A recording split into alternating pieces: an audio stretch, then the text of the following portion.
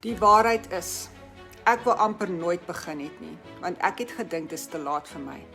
Na 22 jaar in die korporatiewe wêreld het ek vir myself gesê, hou net uit, spaar wat jy kan en hoop vir die beste. Maar diep binne my het ek geweet, dit gaan nie genoeg wees nie. Ek was moeg vir spanning, moeg om geleenthede te mis en bekommerd oor hoe my aftrede sou lyk eendag. As 'n ma en 'n ouma, wou ek meer as net rekeninge nalat. Ek wou 'n nalatenskap bou. Toe ontdek ek hierdie eenvoudige aanlyn stelsel. Net 2 ure per dag wat dit my vat.